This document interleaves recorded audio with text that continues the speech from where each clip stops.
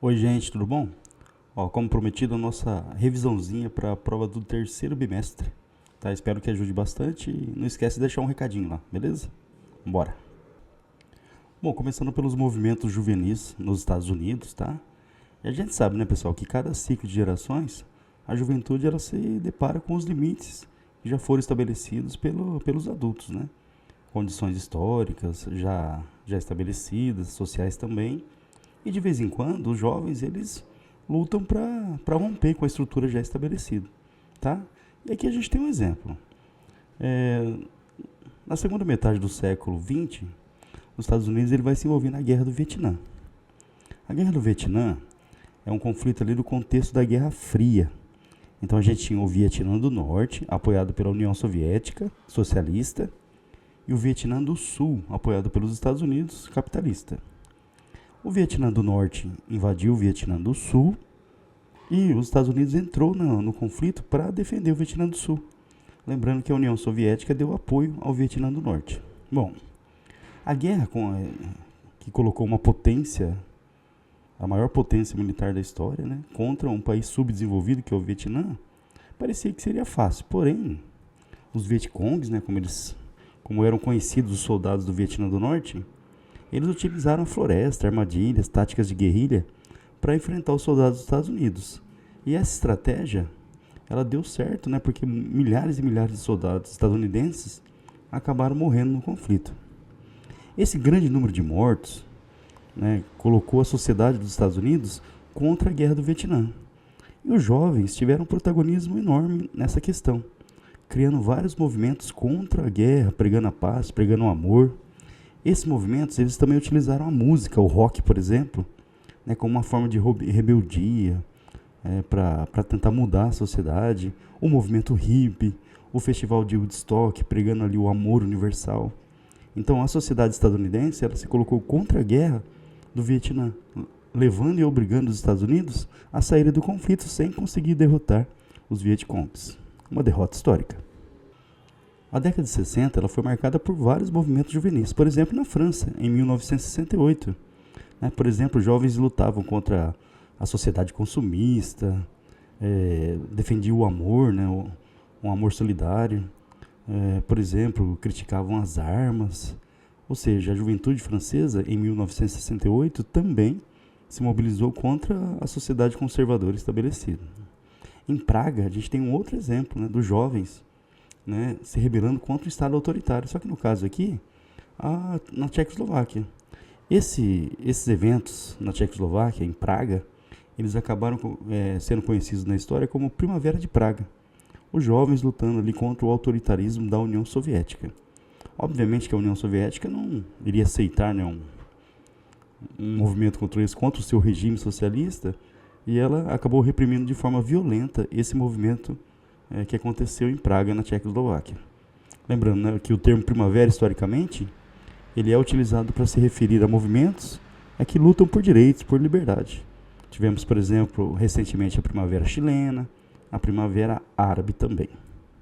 Bom, dentro da disputa da Guerra Fria, entre Estados Unidos capitalista e a União Soviética socialista, a União Soviética acabou sendo derrotada. Né? O modelo socialista acabou entrando em colapso, levando ao fim da União Soviética em 1991.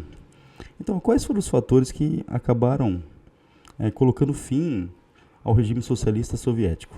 Por exemplo, os gastos governamentais eram muito grandes, a produtividade agrícola era baixa, falta de investimentos em tecnologia, com exceção da área militar, né, o investimento era grande, corrupção, burocracia estatal, ou seja, um Estado ineficiente que não conseguiu competir com o capitalismo, né, do outro bloco. Lá no finalzinho da União Soviética, o presidente Mikhail Gorbachev, aquele que tem uma cicatriz na testa, né, pessoa vermelha, ele assume a presidência e vai tentar implantar um conjunto de reformas. Essas reformas ficaram conhecidas como perestroika, que significa como reconstrução, e glasnost, que significa transparência. Ou seja, reconstrução da economia, mais voltada na direção do liberalismo, e transparência, glasnost, em relação ao governo, né? Transparência, acabar com a corrupção, por exemplo. O Mikhail Gorbachev ele não vai conseguir implantar suas reformas E em 1991, a União Soviética ela é desfeita e no seu lugar entrou a Comunidade dos Estados Independentes, a CEI. O século XVIII no Brasil é o século do ouro, o século da mineração. Lembrando que quem descobriu o ouro no Brasil foram os bandeirantes. Tá? Os bandeirantes que percorreram boa parte do território brasileiro e ajudaram a formar o nosso território em busca de várias riquezas, entre elas os metais preciosos. Quando a mineração ela toma o protagonismo econômico no nosso país, algumas mudanças importantes aconteceram. Por exemplo, urbanização no interior, aumento do comércio interno, o interior foi integrado, né, através desse comércio, houve uma interiorização do povoamento, então mudanças significativas. E nesse período aconteceram algumas revoltas, entre elas a Inconfidência Mineira. Nessa revolta, a elite mineira, que estava endividada com o governo português, ela vai tentar separar o estado de Minas Gerais, né, criando uma república mineira. Porém, o movimento ele foi descoberto, foi dedurado, né, teve um X9, e o governo acabou prendendo todos os integrantes. Um deles foi condenado à morte, o Joaquim José da Silva Xavier, o Tiradentes, né, que morreu ali lutando pela república em Minas Gerais. Outro conflito do período foi a Guerra dos Emboabas. A Guerra dos Emboabas colocou frente a frente bandeirantes e aqueles que os bandeirantes chamavam de emboabas. Quem eram? Aqueles que não eram bandeirantes e que para andar pelo território usavam botas. Os bandeirantes, né, boa parte deles andavam descalços, estavam acostumados ao território brasileiro. A Guerra dos Emboabas, eles chamavam, né, de emboabas quem vinha de fora, e o termo emboaba é um termo indígena que significa ave que tem penas até os pés. Era um termo pejorativo contra quem usava botas, né, que não andava descalço no interior do país. Bom, o resultado da Guerra dos Emboabas foi a derrota dos bandeirantes e eles foram expulsos da região de Minas Gerais. Entre 1964 e 1985, o Brasil passou pela sua ditadura civil-militar. Esse período ele é marcado pelo autoritarismo. E lembrando, né, pessoal, que a ditadura militar no Brasil e as outras ditaduras da América do Sul, elas foram apoiadas pelos Estados Unidos, na chamada Operação Condor. Condor mesmo, né, pessoal? Os Estados Unidos, seus agentes, treinaram agentes dos governos aqui da América do Sul com táticas de tortura, por exemplo, para perseguir os opositores, aqueles que pelos Estados Unidos eram considerados uma ameaça comunista. Então todo governo que se aproximasse da ideologia socialista por aqui, ele acabava sendo derrubado, né, com o apoio dos Estados Unidos pela Operação Condor, mas também com apoio interno. Por exemplo, aqui no Brasil, a ditadura militar ela foi apoiada por industriais, por comerciantes, por proprietários rurais, por setores da Igreja Católica, da classe média, da imprensa também. As ditaduras militares na América do Sul, elas também atingiram o Chile, que é considerada a mais sangrenta, onde Augusto Pinochet derrubou o Salvador Allende, que acabou cometendo suicídio, no Paraguai, na Argentina e no Uruguai também. Todas elas apoiadas pelos Estados Unidos. No Brasil, o governo militar ele governava através de decretos, os chamados atos institucionais, o AI. Então foram vários durante o governo, mas o principal deles foi o ato institucional número 5. Ele era tão repressivo, que ele foi chamado de o golpe dentro do golpe. Esse ato ele dava ao governo o poder de cassar mandatos, de fechar o Congresso, de suspender o habeas corpus, de censurar a imprensa previamente, os espetáculos também. E o AI-5 ele foi editado principalmente porque a luta contra a ditadura militar começou a crescer cada vez mais. Vários festivais de músicas, por exemplo, o movimento Tropicália, que misturava ritmos de, por exemplo, o rock, o samba, a bossa nova, barrião, vários ritmos musicais que misturados formaram um ritmo brasileiro, conhecido como Tropicália. Alguns artistas, por exemplo, a Rita Lee, participaram desse movimento. E uma das grandes características da música, do teatro e do cinema nessa fase era a sua contestação, a sua luta contra a ditadura militar. Várias músicas foram censuradas nesse período, vários compositores, artistas, cantores tiveram que sair do país devido à perseguição da ditadura militar. Então, de novo, né, pessoal, a arte, a cultura, a música sendo utilizada como luta contra a repressão. Lembrando que o governo militar ele tinha vários órgãos de repressão. Por exemplo, o DOPS, o DOI, o COD.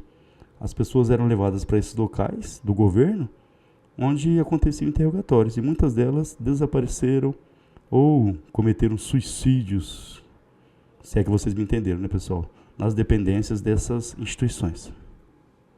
Uma parte do conteúdo que eu quero que vocês tenham muita atenção é a luta pelos direitos civis, direitos civis nos Estados Unidos. Essa luta, pessoal, também acontece na década de 1960, né? Ela culmina ali na década de 1960, e é uma luta contra a segregação racial, contra as chamadas leis de Jim Crow, que reunia, né, toda a legislação segregacionista nos Estados Unidos. Ou seja, determinava que negros e brancos deveriam frequentar lugares separados. Os chamados coloridos tinham lugares específicos que eles poderiam frequentar. Por exemplo, se um branco entrasse no ônibus, o negro teria que dar lugar para ele. Então eram leis extremamente racistas. E vários personagens importantes surgiram para lutar contra o preconceito racial e os direitos civis dos Estados Unidos. Um deles, o Martin Luther King, que defendia o quê? Uma resistência não violenta e a desobediência civil. Ele liderou inúmeras marchas, né, protestos pacíficos, incluindo a marcha sobre Washington. O Martin Luther King, ele tem uma frase muito famosa, né, pessoal, um discurso famoso: I have a dream, eu tenho um sonho. É um sonho de um mundo aí sem preconceito, por exemplo. Outro personagem importante é o Malcolm X, ou Malcolm X. O Malcolm X, ele já tem uma pegada diferente. Enquanto o Martin Luther King defendia a resistência pacífica, a desobediência civil, o Malcolm X, ele, por exemplo, defendia o direito de autodefesa, de libertação dos negros por qualquer meio necessário, inclusive a violência, se fosse necessário.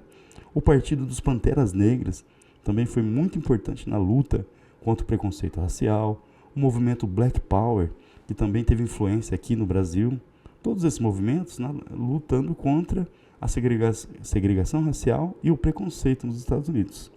Bom, o resultado dessas lutas foi a Lei dos Direitos Civis em 1964, né, que derrubou, do ponto de vista jurídico, né, as chamadas leis Jim Crow, leis segregacionistas nos Estados Unidos. Ou seja, pelo menos legalmente, a discriminação racial teria acabado nos Estados Unidos em 64. Lembrando, né, pessoal, que isso historicamente é muito perto. A gente está falando aqui da segunda metade do século XX, né, 1964. No Brasil, a escravidão termina em 1888. Lembrando que o Brasil foi o último país a encerrar a escravidão africana, quando a princesa Isabel assinou a Lei Áurea.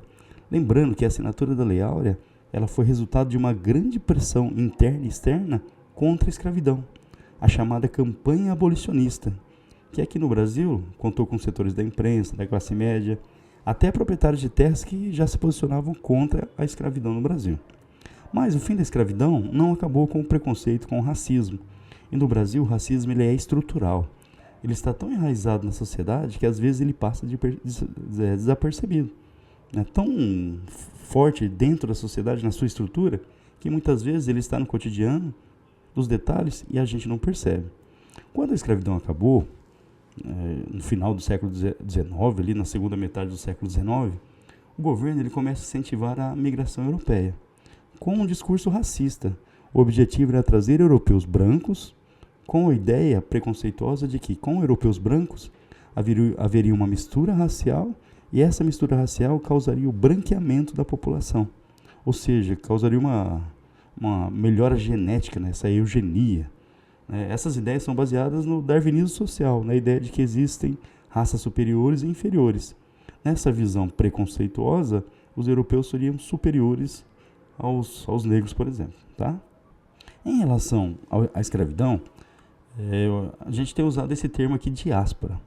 O termo diáspora significa separação de um povo ou de muitas pessoas. Por exemplo, quando um povo se desloca totalmente para outra região, fugindo de guerra, fugindo de desastres naturais. Por exemplo, durante a história a gente teve a diáspora grega, duas diásporas, a diáspora dos hebreus, mas aqui no caso está falando da diáspora africana, que foi o quê? O tráfico negreiro. Os africanos que foram trazidos à força pelo Oceano Atlântico para servirem como escravos aqui na América. Lembrando que o Brasil foi o país que mais recebeu escravizados africanos. Outra migração, agora dentro do território brasileiro, foi de nordestinos em direção à Amazônia. Duas entidades, uma chamada Senta e outra Caeta, elas fizeram propaganda para convencer os nordestinos a irem para a Amazônia para trabalhar na produção de látex. E essas empresas elas produziram vários cartazes né, colocando lá a região amazônica como uma terra de oportunidades, de riqueza. Venha para a Amazônia que você vai melhorar de vida e tudo mais. E muitos nordestinos foram enganados e foram para a região. Na realidade, né, pessoal, as condições eram precárias, os nordestinos ficavam endividados e num regime de quase escravidão ou de escravidão, tá? Um personagem importante na região amazônica, né, que também era seringueiro e lutou contra a devastação da floresta, é o Chico Mendes. O Chico Mendes, ele era presidente do sindicato lá dos seringueiros, em Chapuri, e ele começou a denunciar o desmatamento da floresta. E mandaram matar o Chico Mendes, tá? O assassinato dele causou uma repercussão enorme no Brasil e no mundo, né? E hoje tem até um instituto em homenagem a ele, o Instituto ICMBio, né? Instituto Chico Mendes de Proteção Ambiental. No começo do século XX, o Brasil ele teve a chamada Revolta da Vacina.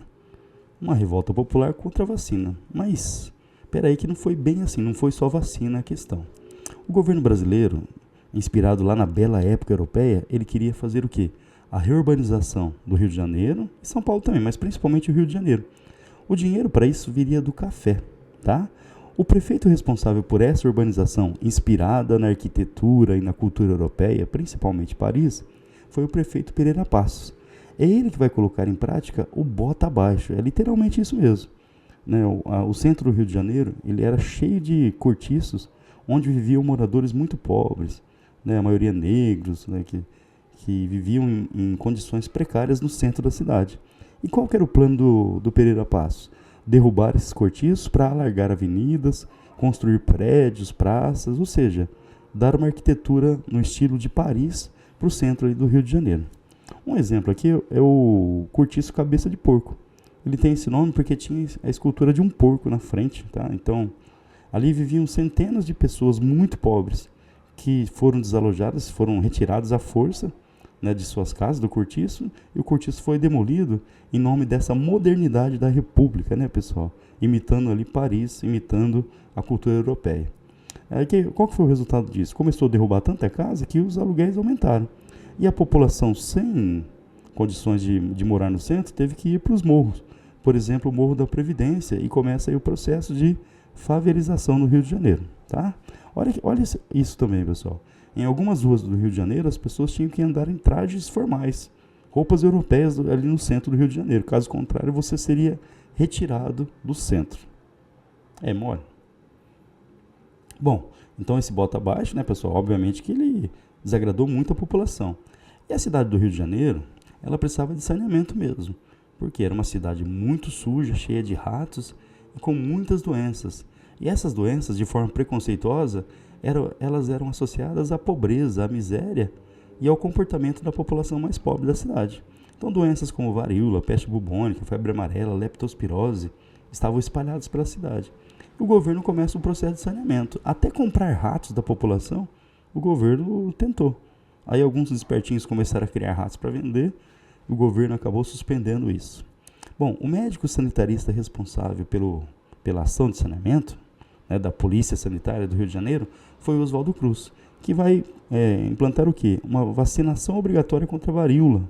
Vacinação obrigatória mesmo, te pegava a força e te aplicava a vacina. O problema foi que não teve esclarecimento. Aí o governo estava derrubando casa de pobre para todo lado. Aí veio o governo com um líquido estranho que era injetado à força nas pessoas. Muita gente ficou desconfiada. Outra coisa que pegava foi a questão moral. O toque no corpo feminino, um homem tocando no corpo feminino para aplicar a vacina. Isso também não pegou legal. Tá, pessoal? Então, assim, a população revoltada, insatisfeita pelo bota abaixo e pela vacinação obrigatória, acabou se rebelando. Em novembro de 1904, populares tomaram as ruas e enfrentaram a polícia e os agentes da saúde. Resultado, 30 pessoas mortas. Os militares insatisfeitos tentaram até dar um golpe de Estado, mas não deu certo. E o governo foi obrigado a voltar atrás e cancelar a vacinação obrigatória. Mas a vacinação, ela continuou com uma campanha de esclarecimento, como deve ser. Bom, pessoal, a gente sabe que o sistema econômico que venceu no mundo foi o liberalismo. E o liberalismo econômico. E o pai desse liberalismo econômico é o filósofo iluminista Adam Smith. Então, ele é considerado o pai do atual capitalismo liberal. Bom, antes do liberalismo econômico, a gente tinha o mercantilismo. O mercantilismo era a política econômica do Estado absolutista, marcado por uma forte interferência do Estado na economia, com o objetivo de acumular capital e fortalecer assim o poder do rei e do Estado, protegendo a economia com medidas protecionistas, né, pessoal? E se o país tivesse colônia, era melhor ainda. Por exemplo, Portugal tinha o Brasil, pegava nosso ouro e levava para lá. Mas aqui o detalhe que eu quero que chame a atenção é assim: a política mercantilista ela é marcada por forte interferência do Estado na atividade econômica. O Adam Smith ele vai justamente criticar isso e vai defender o quê? Um Estado mínimo, ou seja, o Estado apenas coordenador, organizador das atividades econômicas. Esse Estado liberal ele prevê o quê? A privatização das atividades, ou seja, tira do Estado e passa para a iniciativa privada, por exemplo, a saúde, propriedade privada dos meios de produção, facilitação e incentivo à iniciativa privada, e essa iniciativa privada com liberdade de produção. Então, por exemplo, o comerciante ele quer iniciar alguma atividade, ele teria iniciativa privada e liberdade para fazer isso, tá? Uma frase que marca o liberalismo é o laissez-faire, laissez-passer. Laissez-faire, laissez-passer. Deixa fazer, deixa passar. Ou seja, a base do liberalismo é a lei da oferta e da procura. O Estado ele é apenas uma mão invisível. Ele vai regular a atividade, organizar a atividade. Mas quem realiza de fato a atividade são privados, são pessoas, empresários, que têm liberdade e autonomia para realizar a atividade econômica. Esse Estado liberal ele tem como base a meritocracia. Ou seja, o seu sucesso ou o seu fracasso, ele depende de você. Tá? O Estado contrário ao Estado liberal seria o Estado socialista. Lembrando que o objetivo do socialismo é chegar ao comunismo. No socialismo, o Estado ele é máximo, ou seja, o Estado atua em praticamente tudo. A economia, portanto, é estatizada e a propriedade dos meios de produção ela é coletiva, ela pertence à comunidade. Seria, então, um modelo contrário ao liberalismo capitalista. O John Keynes, ele também, né, pessoal, é um liberal, mas ele defende o quê? Um liberalismo um pouco menos radical. Por exemplo, ele defende um Estado necessário. O Estado, ele atuaria para, por exemplo, evitar crises, desemprego em massa. Ou seja, o Estado, ele atuaria em setores necessários para garantir o bem-estar da população. Tanto que o Estado defendido por Keynes, ele é conhecido como Estado de bem-estar social. Só que esse Estado, pessoal, ele acaba sendo muito caro. Por quê? Precisa de impostos para manter os programas sociais e garantir o bem-estar da população. E as críticas a esse Estado deram origem ao neoliberalismo. O neoliberalismo, né, pessoal, ou novo liberalismo, ele tem como princípios, por exemplo, o livre mercado. Então, o comércio livre, sem barreiras. Desregulamentação, ou seja, tirar a burocracia, facilitar as atividades. Privatização, tira do Estado e passa para a iniciativa privada. Liberalização do comércio também sem barreiras. Austeridade fiscal, ou seja, controle de gastos, evitar desperdício, evitar gastos sociais também, desperdício de dinheiro, né, na visão de alguns. Prioridade ao setor privado sempre e a meritocracia. Bom, dois grandes exemplos de neoliberais recentes. O presidente dos Estados Unidos, o Ronald Reagan, né, que implantou lá cortes de impostos, por exemplo, para indivíduos e para empresas com a justificativa de que o corte de impostos deixaria dinheiro para a atividade econômica, ou seja, seria melhor. Aumentou muito os gastos militares do governo dele. Ele também vai promover o quê? A desregulamentação dos setores econômicos, diminuindo a burocracia para facilitar a atividade econômica. Ou seja, o Estado apenas regulando a atividade econômica, sem interferir muito. Estado neoliberal. Na Inglaterra, no Reino Unido, a primeira-ministra Margaret Thatcher, conhecida na história como a Dama de Ferro, ela vai implantar uma política neoliberal radical. Por exemplo, as empresas estatais foram privatizadas, milhares e milhares de funcionários foram demitidos, né, nesse processo, desregulamentou os mercados financeiros para facilitar a atividade econômica e limitou os programas sociais, né, e os benefícios do governo para a população, o que afetou principalmente a população mais pobre. Obviamente que a Margaret Thatcher sofreu muita oposição, muitos protestos, mas o apelido Dama de Ferro não é à toa, ela manteve lá as suas propostas. Hoje em dia, né, pessoal, há muitos questionamentos no mundo inteiro sobre o liberalismo e o neoliberalismo. Há países, por exemplo, que têm políticos que se consideram ultraliberais radicais, ou seja, eles defendem que o Estado deve deixar a economia funcionar sozinha, com pouquíssima ou nenhuma interferência, um Estado mínimo mesmo. Será que dá certo? Principalmente para a população mais pobre? É para pensar. Bom, pessoal, essa foi a nossa revisão, ó. Fiz rapidinho mesmo, espero que ajude bastante. Deixa lá seu like, manda um recadinho lá pra mim, tá, pessoal? Boa sorte na prova. Todo mundo tirando 10, tá? Beleza, beijão.